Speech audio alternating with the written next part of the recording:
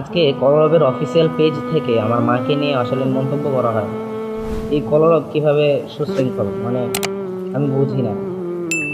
এটা আসলে কলরবের যে মূল ধারাবাহিকতাটা ছিল, সবার ভিতরে একটা শালীনতা ভদ্রতা ছিল, সব কিছু তো হারিয়ে গিয়েছে। বড় বড় আলেমদের থেকে সেই নজরটাও সরে গিয়েছে। হয়তো বা আমারও অনেক ভুল আছে, যেটা আপনারা, আমি কষ্ট পাবো না, আপনারা ভুলগুলো ধরিয়ে দেবেন, ঠিক আছে? ভুল হইতেই পারে।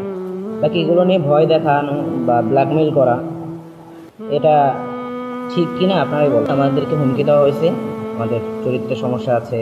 তারপর আমার আম্মুকে, আমার বোনকে, মানে এদেরকে একটা হুমকি দেওয়া হয়েছে, আমাদের চরিত্র নিয়ে কথা বলা হয়েছে। হুমকি যাদের যাদের বিরুদ্ধে আমরা বলতেছি, রশিদ আহমদ ফেরদৌস, বদিউজ্জামান চাচ্চু, ওনাদের কাছ থেকে এই হুমকি আসছে যে গালিবের বা রুহির, এদের ভিতরে যাদের বিষয়ে যা জানে, বদিউজ্জামান, তো সেই হিসেবে সব কিছু তার কাছে বলা হয়েছে।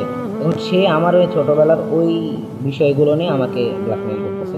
ওনাকে আমরা বললাম আমাদের অধিকারের কথা, আর উনি আমাদেরকে ভয় দেখায়।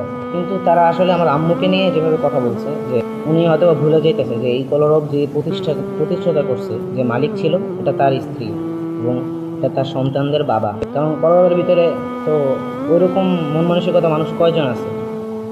যারাই আছে বড় বড়, সকলের কিছু কিছু ভুলের কারণে কলরবের দোষারোপ করতে হয়। আর আমরা আমাদের মূলত অধিকারের জন্য নেমেছি।